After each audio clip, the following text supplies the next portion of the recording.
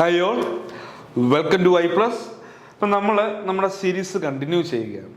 Okay, നമ്മൾ 5 question, പ്രധാനപ്പെട്ട 5 question വീതമുള്ള ആ സീരീസ് കണ്ടിന്യൂ ചെയ്യുകയാണ്. നമ്മൾ ആദ്യം നോക്കുന്നത് 11ാമത്തെ ചോദ്യമാണ് കേട്ടോ. ഓക്കെ, അതായത് ഇന്നത്തെ ആദ്യത്തെ ചോദ്യം. നമ്മളിപ്പോൾ 2 സീരീസ് കഴിഞ്ഞു, 5 10 ചോദ്യം കഴിഞ്ഞു. ഇപ്പോൾ 3ാമത്തെ സീരീസിലാണ്. നോക്കിയേ, the cooperative arbitration court entertains option A monetary dispute, option B എന്താണ് non monetary issues, option C both monetary and non monetary issues, option D monetary issues up to ₹1 lakh. ഇപ്പം എന്താണ് സഹകരണ ആർബിട്രേഷൻ കോടതികൾ? നമുക്ക് ഒരു വളരെ പ്രധാനപ്പെട്ട 2 കാര്യങ്ങൾ പഠിക്കാം. ഓക്കെ, ഈ തർക്കങ്ങളാണ് സെക്ഷൻ 69 പ്രകാരമൊക്കെ നമ്മൾ തർക്കങ്ങളെ കുറിച്ചൊക്കെ പഠിക്കാറുണ്ട് കേട്ടോ. അപ്പൊ തർക്കങ്ങൾ എന്ന് പറഞ്ഞാൽ എന്താണ്? ഡിസ്പ്യൂട്ട് എന്ന് പറയും. എന്നാൽ മക്കളെ ഡിസ്പ്യൂട്ട് കേട്ടോ, ഡിസ്പ്യൂട്ട്. ഇപ്പൊ നമുക്ക് പൊതുവെ തർക്കങ്ങളെ 2ആയിട്ട് തരംതിരിക്കാം. മോണിറ്ററി ഡിസ്പ്യൂട്ട് എന്നും ഓർത്ത് വെക്കുക. ഏതൊക്കെയാണ്?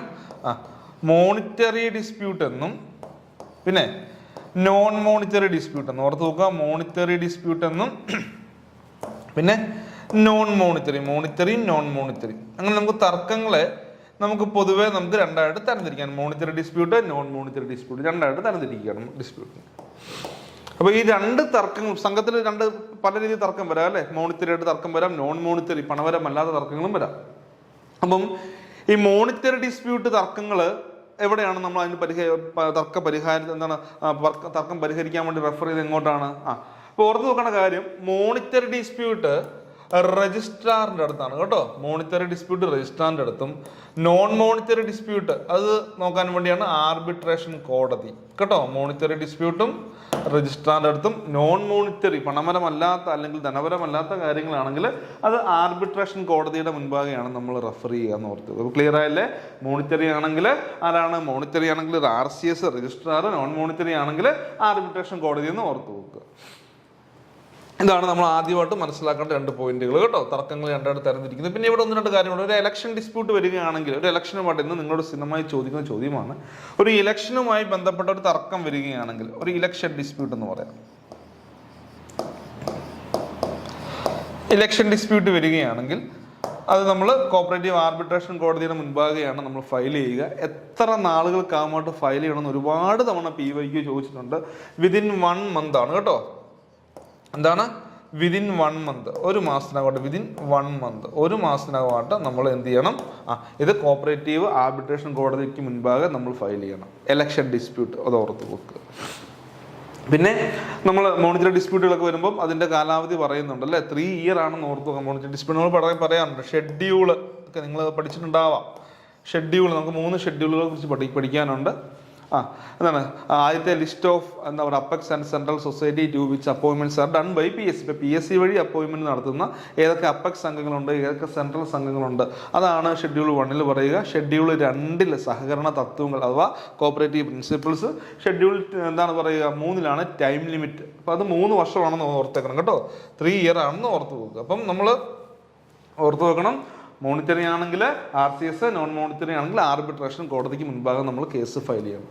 ഓക്കെ, പിന്നെ അതിന്റെ അവാർഡ് അല്ലെ, വിധിയൊക്കെ എപ്പോഴാണ് പുറപ്പെടുവിപ്പിക്കുക? വിധി ഇങ്ങനെ കേസ് ഫയൽ ചെയ്ത് കഴിഞ്ഞാൽ സാധാരണ രീതിയിൽ വിധി പുറപ്പെടുവിക്കുന്നത് വിതിൻ 1 year കേട്ടോ. ആർബിട്രേഷൻ കോടതിക്ക് മുൻപാകെ ഒരു പരാതി കിട്ടിക്കഴിഞ്ഞാൽ വിതിൻ 1 year, 1 വർഷത്തിനകമായിട്ട് അതിന്മേൽ വിധി പുറപ്പെടുവിച്ചിരിക്കണം എന്ന് ഓർത്തു പോകും.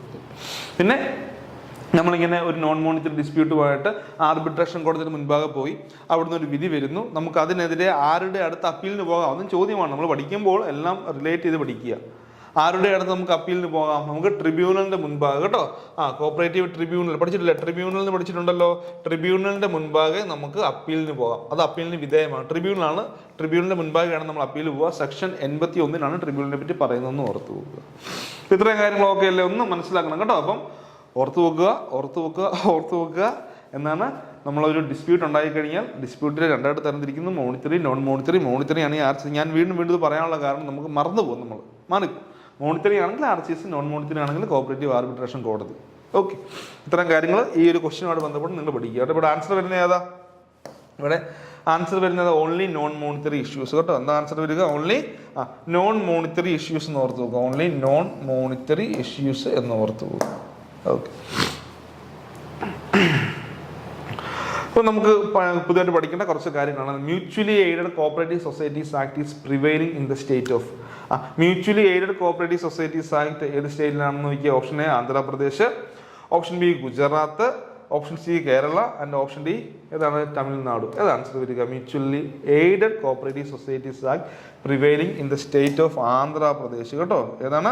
ആന്ധ്രാപ്രദേശ് എന്ന് ഓർത്ത് വെക്കുക. ആന്ധ്രാപ്രദേശിലാണെന്ന് ഓർത്ത് വെക്കുക. Mutually aided cooperative societies act is prevailing in the state of Andhra Pradesh എന്ന് ഓർത്ത് വെക്കുക. ചോദിച്ചിട്ടുണ്ട് കേട്ടോ, ഇത് ചോദിച്ചിട്ടുണ്ട്.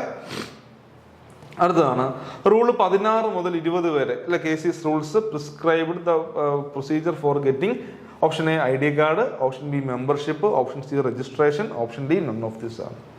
ഇപ്പൊ റൂള് 60 മുതൽ 16 കേട്ടോ. റൂള് 16 മുതൽ 20 വരെ എന്താണ് പ്രിസ്ക്രൈബ് ചെയ്യുക? എന്തുമായിട്ട് ബന്ധപ്പെട്ട കാര്യങ്ങളാണ്? Option A ID card, option B membership, option C registration and option D none of this. ഇപ്പൊ എന്റെ ആൻസർ വരുന്നത് മെമ്പർഷിപ്പ് ആണെന്ന് ഓർത്ത് പോകും കേട്ടോ. മെമ്പർഷിപ്പ്, അംഗത്വമായിട്ട് ബന്ധപ്പെട്ട കാര്യങ്ങളാണ്. ഇപ്പൊ റൂള് 16 പറയുന്നത് എന്താണ്? കണ്ടീഷൻസ്, എന്നൊക്കെ കണ്ടീഷൻസ് പാലിച്ചാലാണ് മെമ്പർഷിപ്പ് കിട്ടുക. ഇപ്പോൾ റൂൾ 16 പറയുന്നത് എന്താണ്? റൂൾ 16 പറഞ്ഞു, സെക്ഷൻ 16 എന്താ പറയുക? Persons who may become member. ആർക്കൊക്കെ അംഗങ്ങളാണ്? പഠിച്ചിട്ടുണ്ട് 18 വയസ്സ് പൂർത്തിയായിരിക്കണം അല്ലേ? ചില കാര്യങ്ങൾ പറയുന്നുണ്ട് 18 വയസ്സ് പൂർത്തിയായിരിക്കണം. പക്ഷേ ഒരു സ്കൂൾ കോളേജ് സംഘങ്ങളിലുള്ള ഇൻഡിവിജ്വൽസ് ആണെങ്കിൽ അവർക്ക് ഇത് ബാധകമല്ല. പിന്നെന്താ പറയുക? സൗണ്ട് മൈൻഡ് ആയിരിക്കണം അല്ലേ? സൗണ്ട് മൈൻഡ് ആയിട്ടുള്ള വ്യക്തിയായിരിക്കണം. പിന്നെ A ക്ലാസ് മെമ്പർഷിപ്പിന് എന്താ പറയുക? ആ സംഘത്തിന്റെ പ്രവർത്തന പരിധിയിൽ താമസിക്കുന്ന ആളോ അല്ലെങ്കിൽ അവിടെ സ്ഥലം ഉണ്ടായിരിക്കണം അല്ലേ? ഒന്നുകിൽ ഇവിടെ താമസിക്കുന്ന ആളോ അല്ലെങ്കിൽ അദ്ദേഹത്തിന്റെ സ്വന്തം പേരിൽ സ്ഥലം ഉണ്ടായിരിക്കണം. അങ്ങനെ ചില കണ്ടീഷൻസുകൾ നമ്മൾ പ്രോപ്പറായിട്ട് പഠിച്ചിട്ടുണ്ട്. ഓക്കെ, അത് മനസ്സിലാക്കിയേക്കണം. കാരണം മെമ്പർഷിപ്പ് വളരെ പ്രധാനപ്പെട്ട ഒരു പാർട്ടാണ്. അതിൽ നിന്നും നമുക്ക് ഒരുപാട് ചോദ്യങ്ങൾ കണ്ടുവരുന്നുണ്ട് കേട്ടോ. ഓക്കെ, ഇത്തരം കാര്യങ്ങൾ മെമ്പർഷിപ്പുമായിട്ട് ബന്ധപ്പെട്ട കാര്യങ്ങൾ നിങ്ങളൊന്ന് മനസ്സിലാക്കി വായിച്ച് മനസ്സിലാക്കി ഇപ്പോൾ ഒരു കാരണവശാലും കാണാപ്പാടം പഠിക്കാൻ പോകരുത്. പിന്നെ നമ്മൾ റൂൾ 18 നോമിനൽ മെമ്പേഴ്സ് അല്ലേ? സെക്ഷൻ 18 നോമിനൽ സെക്ഷന്റെ കാര്യമാണ്. നോമിനൽ ഒരു അസോസിയേറ്റ് മെമ്പറിനെ കുറിച്ചൊക്കെ പറയുന്നുണ്ട്. നാമമാത്രമായ അംഗം, നോമിനൽ ഓർ അസോസിയേറ്റ് മെമ്പറിനെ കുറിച്ചൊക്കെ എന്ന് പറയുന്നുണ്ട്. സെക്ഷനിൽ പറയുന്നുണ്ട് കേട്ടോ. സെക്ഷൻ 18 പറയുന്നുണ്ട്.